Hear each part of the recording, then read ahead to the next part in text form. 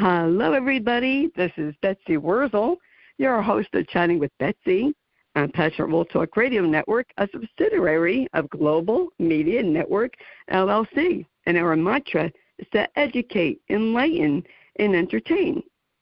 The views of the guest may not represent those of the host of the station. I have a very special guest with me today.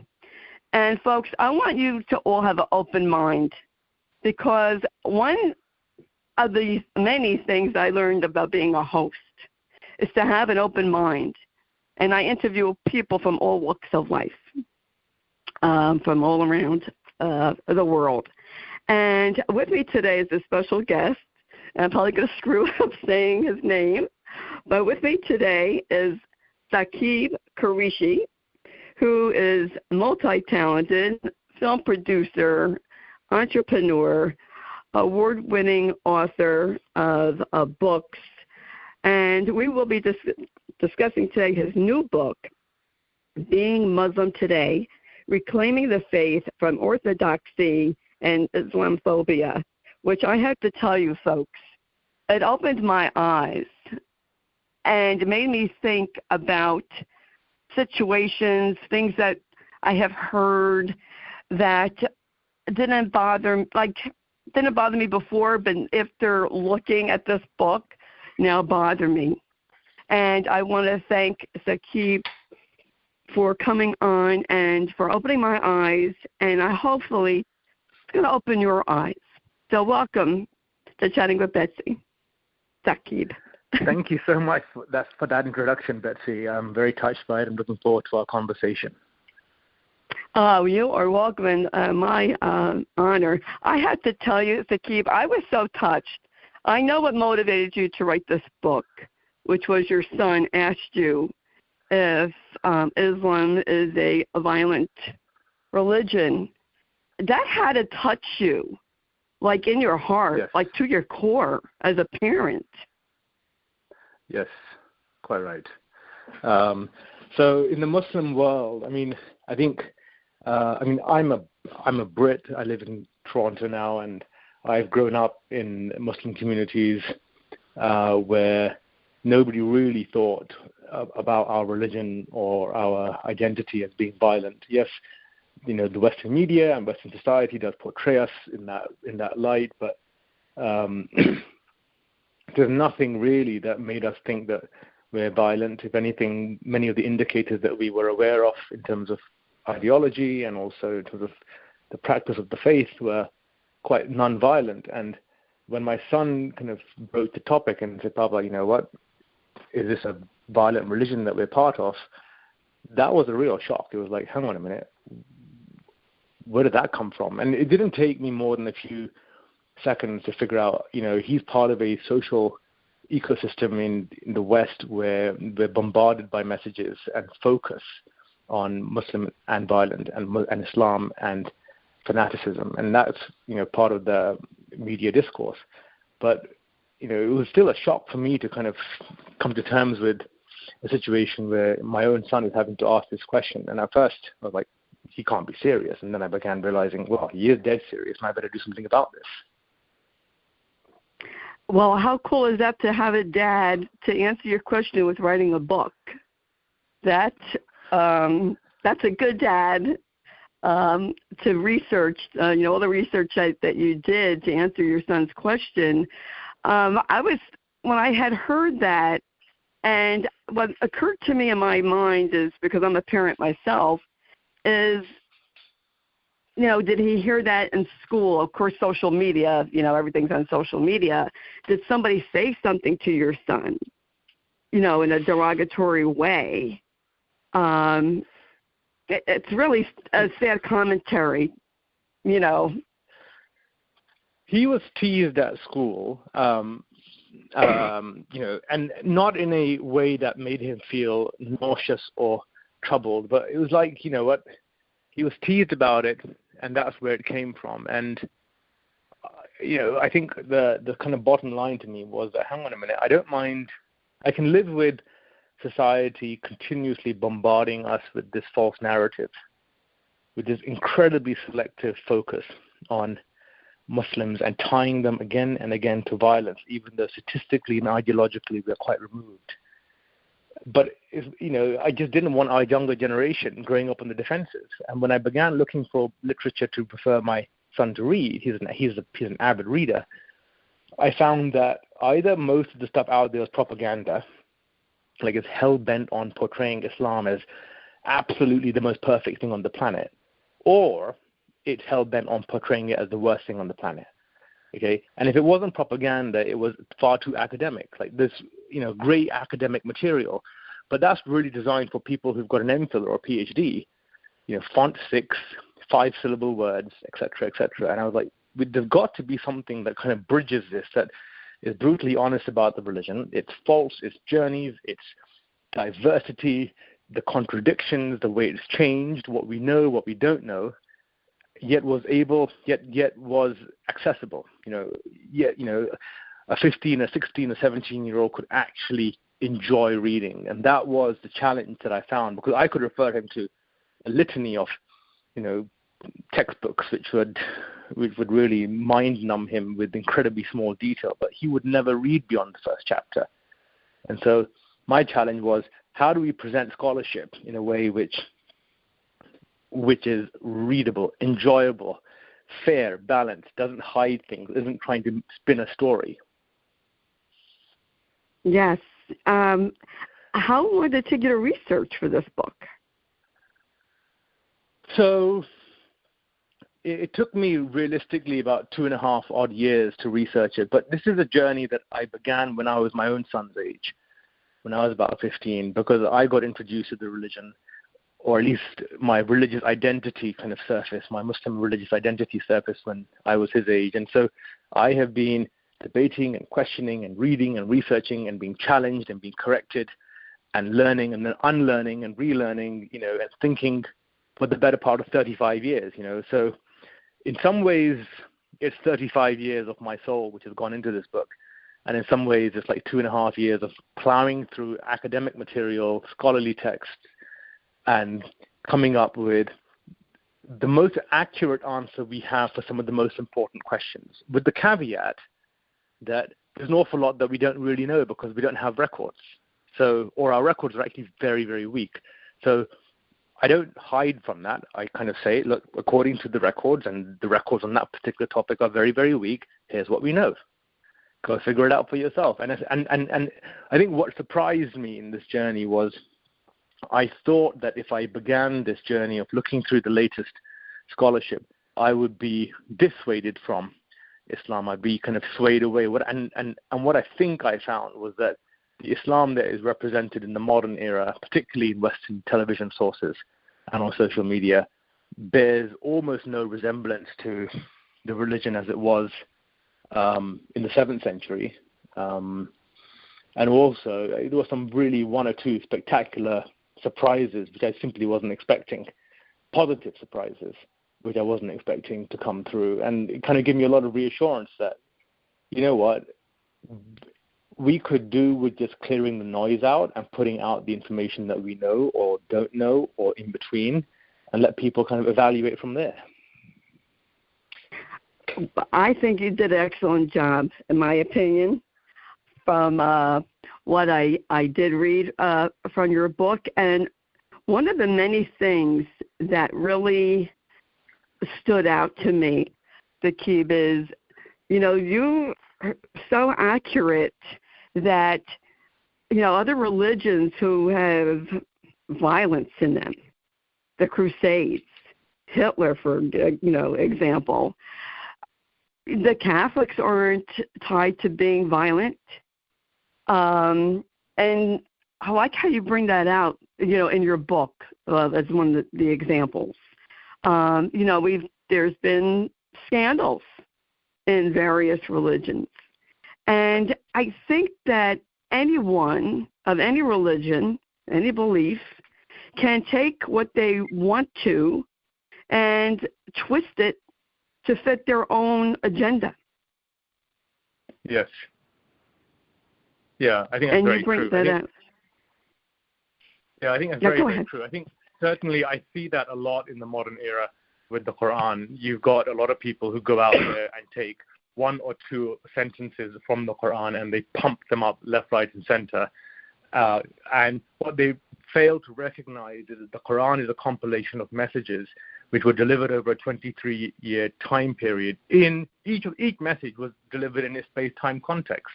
And so supposing there is a message there which says, go kill the enemy, okay, or go fight the enemy, what's missing is the prefix and the kind of almost follow-up to that, which is very often a case of they hit you hard, they attacked you, you should go attack them until they want peace, you know. But that context is deliberately removed. And I thought that was quite fascinating because I was like, okay, I can understand if, you know, somebody wanted to say, look, the Quran has violent themes to it. It's all about, you know, forced conversion and all the rest of that. And when you kind of bother just to read the pages, it's really hard. It's really, really hard to kind of draw the conclusion that it is pro-violence and actually is fairly anti-violent. And then on top of that, it has no real space for imposing religious belief. And again and again, you see these kind of isolated sentences being floated around as if they are the be-all and end-all. But you say, okay, let me read the 10 sentences before and the 10 sentences after. Oh, wow, that's actually quite reasonable, you know. And so this is you know, a real challenge that I think in the modern era that we have with the way the Quran is thrown around, is presented as a awful document and what have you. But I mean, I'm 21st century. I'm born in London. I'm, you know, reasonably kind of, you know, I'm very integrated in Western culture and society. And I don't find anything in the Quran to be offensive, either on issues of gender or violence or equality. It's like, you know what? I don't really see this, because I think the difference that I've got to the kind of differential point around, I've actually bothered to understand, to study and research, whereas the vast majority of the polemics out there are all about, let's go make Muslims feel crap about themselves. I'm glad you brought that up, Zaki, because I was going to talk about that. That was my next, you segued me in. I remember after 9/11, my husband loved this one particular news program, which I won't mention the name because I don't want to get sued. And I remember one of the people, the news anchors, specifically saying, oh, it's in the Quran to kill people that aren't Muslim, Christians and Jews. And I'm thinking to myself, that's a terrible thing to say, because I didn't read the Quran. And then you hear something like that from a news anchor, and people believe that. And they'll just take it as the truth without researching it. And this is how problems develop. And it's not right. Like you said, read before, read before, read after. But just to it gets me so mad, the key for people to incite hatred and division with people when it's not true what they're saying. And I wish people would just stop. That might be the hippie in me. Yeah. No, I think you're spot on. I think, you know, the fact that you've had churches and synagogues and other places of worship protected in Muslim majority countries for more than 1,000 years, you know, does tell you something about how Muslims have interpreted non-Muslim populations. I would argue, and I think the vast majority of Islamic literature would support this, that there is absolutely no space in the Islamic fabric to impose religion on others, to the extent that it's actually quite amazing how reluctant the faith is to impose. The Quran repeatedly says all you can do is give a message. You are certainly not in the business of persuading people to convert. Forget forced conversion, but you have no responsibility to convert them beyond giving them a message that God is the only entity worth worshipping. And to your point about people manipulating that, I think there's a very, very sad reality with religion, that it has a habit of dividing people, when in fact our most common currency, our source of value is our human identity. I mean, whether we're rich or whether we are, female or gay or Chinese or super smart or not super smart, is, none of those attributes are remotely relevant to our value. We have value because we are humans. And I think religion, unfortunately, particularly institutionalized religion, has done a terrific job of reminding people, actually, we're this, they're that, and there's a difference, without realizing that actually what's common amongst all of us is what's valuable. It's our human identity, and that's missing. And what I found interesting in some of the messages in the Quran is that God tells Muhammad that, look, these Jews and Christians, let them be and let them compete amongst each other and with you to do good deeds. And I thought, what, that's fantastic. That's pluralism. Yeah. That is the positive of pluralism, which I think we ought to be embracing, instead of going around, denying people's right to exist, or saying that Muslims are that and Jews are this and Chinese is this. It's like, dude, fundamentally we're all human beings, okay? So let's try and not fear the other, but embrace each other in a pluralistic sense. And I think what you'd find is that I think for the last few decades, there's a bit of a kind of spin here with Saudi and Saudi intolerance, but certainly prior to Saudi intolerance and the rise of the Wahhabi petrodollar, you will find an awful lot of pluralism in Muslim societies, to the extent that you had massive migration from Western Christian Europe of Jewish and other non-Christian populations for centuries. During the pogroms, during the Crusades, and during the Spanish Inquisition, which lasted for more than a century, they came to Muslim majority countries, and they came to Baghdad, they came to Istanbul, they came to Cairo, they came to Morocco to settle, because Muslims had a very, very kind of pluralistic approach. And yes, our brand isn't there anymore. Like, you talk to people about pluralism, the Muslim brand doesn't shine. But I do think a lot of that has to do with the way Islam has been almost hijacked by a very, very tight, cutting, I wouldn't say kind of dehumanizing, but certainly a very, very harsh interpretation of the religion, very legalistic, devoid of theology, devoid of spirituality and philosophy, which is exactly how the religion began. It didn't begin as a series of petty rules. It began as a spiritual exercise. That's a great point to point out, Saki, because, being that I do live in New Jersey, and so when 9/11 happened, people who, this just shows you how ignorant people are. It's beyond my, I can't comprehend it. They were attacking people, not just in New Jersey, but all over, who weren't even Muslims.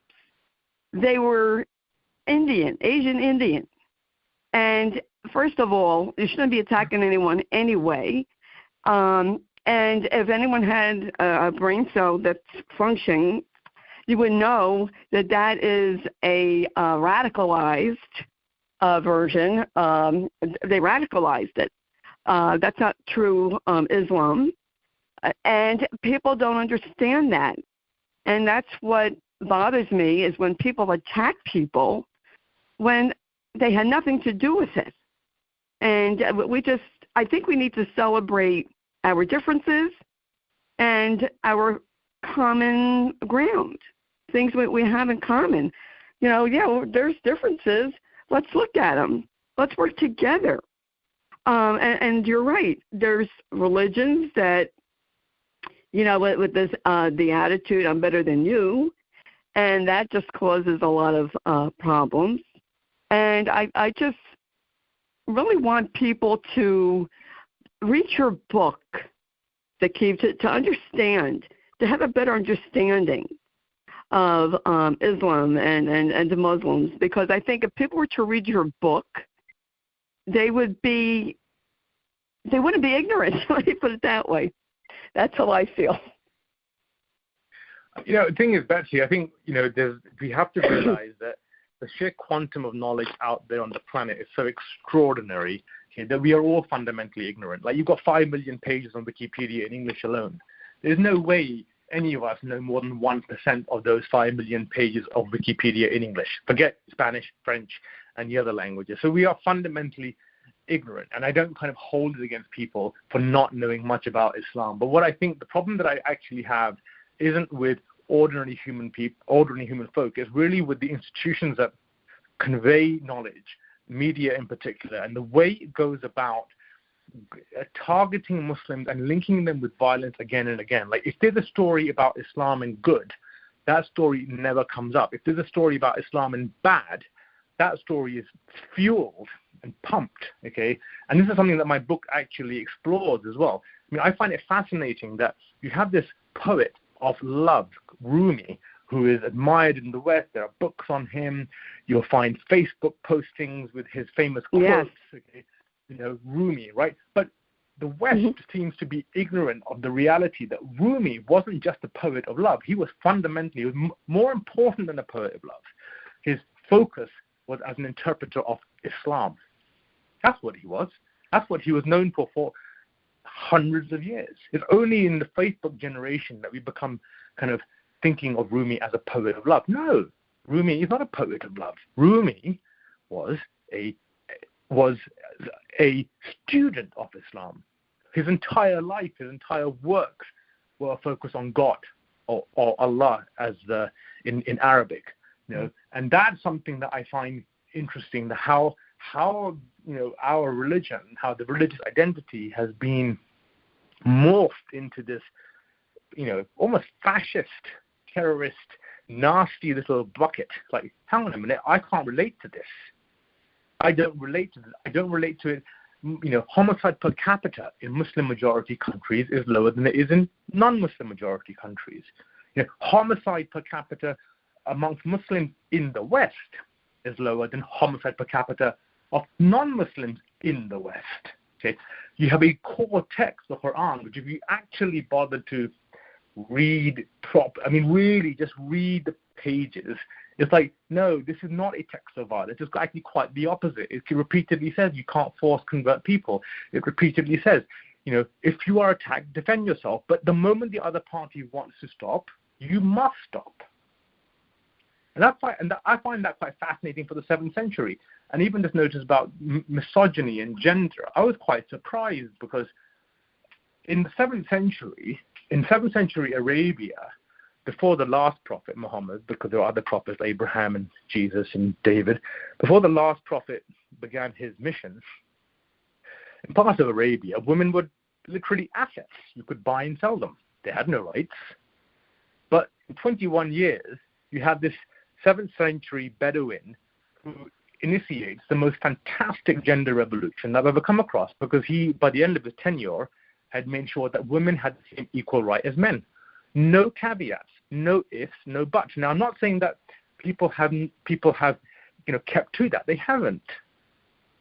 That's fine. But from what we know, he left this earth in the year 632, and he left a religion which there were absolutely there's no hierarchy between the genders, amongst the genders, should I say. None. Whereas when he began his work as a prophet, women were tradable assets. I mean, that's 21 years to go through one serious gender revolution, and yet the religion is called misogynistic. We are a religion of, wife beaters, and we marry children. It's like, hang on a minute, where's this coming from? And I think that's what really gets me riled up, because people go and I think what happens is that there's a hate crowd which goes out there spinning information just to hate and resent against Muslims. And they might feel good about it because they tried doing it with Afro-Americans or with Jews before that, and that was made quite illegitimate. But, hatred against Muslims, well, that's okay, because they're weird. But it's like, dude, what are we talking about? I mean, where do we start? And I did not want my children growing up with this false set of narratives. I wanted them to know the positives, the negatives, the journey, the diversity of the faith. And I think I've got that reasonably under control in this book. And so for those of you out there who do want to know something about Islam without propaganda, I mean, without somebody going out there and telling you it's the best thing for sliced bread, I mean, I really do beg for you to kind of think about reading this book, because it's, it's got my heart and soul to it, and an awful lot of time and energy went into extracting from academia what it is that we know about the faith. Well, I think you did a wonderful job, Zakib. I know your goal for the readers is to be more understanding by reading this book, and to understand what Islam is about, and not believe the false narratives that are out there, and what you see with people who hijack and radicalize the religion. I mean, people, like I said before, they'll fit something, they'll twist something to fit their own agenda. And there are people in a lot of religions who do that. But you're right, we don't hold them to saying, oh, okay, this one is violent because of what happened, 500 years ago or whatever. We don't do that. But it seems, and you're correct, with the Muslim community, there is that stigma of violence. And I think that when people read your book, they will be highly educated. It's an eye-opener, folks. I really recommend reading Being Muslim Today. I really do. I think it's a wonderful book. It's full of knowledge. And how did the Muslim community accept what you were doing, accept your book? Have you heard any feedback? Generally, I've had very positive feedback from Muslim academics and Muslim thought leaders. They think it's a well-balanced book. They feel that I've done a good job in highlighting where the Islamic religion has made wrong turns or gone in the right direction. I mean, this is not what I don't want to have. What I didn't want to write was propaganda, because my kids check everything on Google. So I could not afford to produce something where on page 7 my son is telling me, Papa, I just checked this on Google, but it's not quite what you said. So I needed to make sure that it's really robust. And so I think the kind of response from the Muslim community has been, thank you so much, I think, for putting out serious scholarship and making it accessible. That's, from the kind of broader masses, I'm hearing that, oh, I didn't know that. I didn't know this. I didn't know that. I'm like, yeah, you know what? That's quite interesting. You should know this. You should think about that. You should think about the implications. So one of my closest friends came up to me and said he had no idea. He had no idea that the German Nazi enterprise was shrouded in Protestant identity. Like the German Protestant church backed Hitler to the hilt.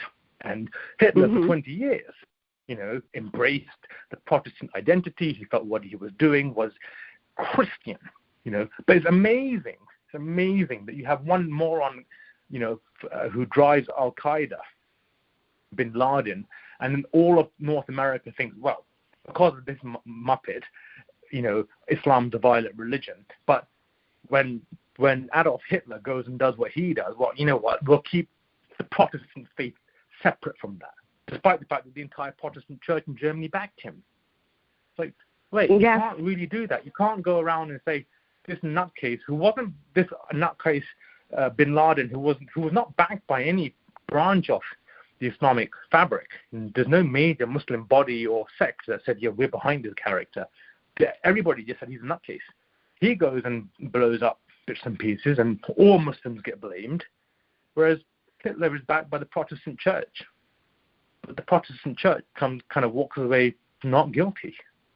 Why? Yes. Yeah, you're right. And actually, I thought he was backed up by the Catholic Church also. Or was it both?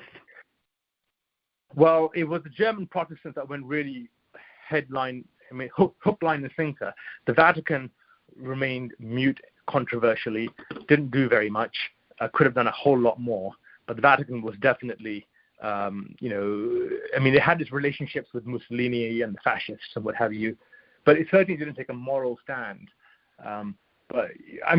I just find this dichotomy interesting. I also find the fact that if you were to list off the world's worst 10 genocides, there are no Muslim fingerprints there. None. We're not responsible for the Nazi Holocaust or for the Holocaust in the Congo. We're not responsible for the North American Holocaust or what took place in Eastern USSR or in China. None of the worst genocides in human history have Muslim fingerprints. That's not to say that Muslims haven't done wrong. Of course they have. Of course they have. And there's been a genocide that took place by the Turks against the Armenians. But it's fascinating to me that Islam is linked to violence, despite the fact that the worst genocides in human history have no Muslim fingerprints to them. It is amazing. I so enjoyed talking to you today. Saqib, you were a wealth of information, and you talked about, see if I can pronounce his name right, Rumi? Yes. Quotes always all over on Facebook, and I copied this down today. And I like to quote, from Rumi: "Listen with ears of tolerance, see through the eyes of compassion, speak with the language of love." That's from Rumi. That's a powerful message, not one of hate, and he was a practicing Muslim. So, well, he was more than that. He was not only a practicing right. Muslim, Betsy, but he was actually, his life was dedicated to searching for Islam. Yes, and this is a beautiful quote. I have it. I just posted, I think, last night. I said I'm going to copy this down for the show today. Oh wow! In case we bring up Rumi. Yeah, I think I even added it to my Facebook story because it's so it's such a beautiful message. And I have to say, my mother always said there's good and bad in everyone, in every ethnic. You take each person, as they are. But I have to tell you this, a little story, Saqib. I worked with someone who was Muslim. She was from Pakistan. And Wajia helped me get on Facebook. And I told Wajia, because you were so kind and helped me get on Facebook, I am now doing what I'm doing. I would not have met all these people if it wasn't for her. And every year I tell her, I owe you a debt of gratitude because I went on support groups and I was able to get support and because of kindness. So I really thank you for writing this book, opening our eyes, and I just want to urge the audience, be open-minded, please, and don't believe things that are said. Research it and come to your own beliefs based on evidence, not hearsay. And how can people connect with you, Saqib? Betsy, I have a web address. It's my name, saqibqureshi.com, SAQIBQURESHI.com. It's not quite part of, English syntax and grammar, so SAQIBQURESHI.com. And being Muslim today should actually take you to my name and the .com website as well. And where can people purchase your book? It's apparently sold wherever books are sold. So most independent bookstores and your online retailers seem to have them as well. It's available on Kindle, and I'm hoping it'll come out in audiobook as well. Very good. You heard the author and writer, say your name again. I'm killing your name. Go ahead, say your name again. The correct pronunciation is Saqib Qureshi. Okay. Being Muslim today, reclaiming the faith from orthodoxy and Islamophobia. Folks, I highly recommend buying the book. Go on the website because Saqib is amazing. He has done so much, and I really like to encourage the audience to go on the guest website and learn and get information about the guest because each guest that comes on my show is just phenomenal, wealth of information.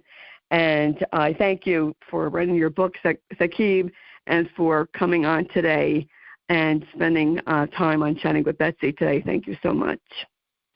And thank you so much for the opportunity. You're welcome. Oh, you're welcome. My pleasure. And all the information about Saqib Qureshi will be in the blog that Jeannie White, who's station manager, writes, produces the show. So thank you, Jeannie, for all you do. And thank you to Lillian Caldwell, CEO of Passion World Talk Radio Network, who makes this all possible. And thank you to the listeners. Please share this podcast. Please share this show. I want to help educate people. I'm here to help you, and just not about resources, but to educate you and to open your and expand your mind and to show love for each other. We need to bring back our humanity. And Chatting with Betsy is free to subscribe to on Apple, Spotify, Spreaker, Amazon Music. And as I always say at the end of my show, in a world where you could be anything, please be kind and shine your light bright because we need it now more than ever. And if you want to follow me, I'm on Facebook, Betsy E. Wurzel, Wurzel. And that's our show for today. Thanks again for listening. This is Betsy Wurzel, your host of Chatting with Betsy on Passion World Talk Radio Network, a subsidiary of Global Media Network, LLC. Bye-bye now.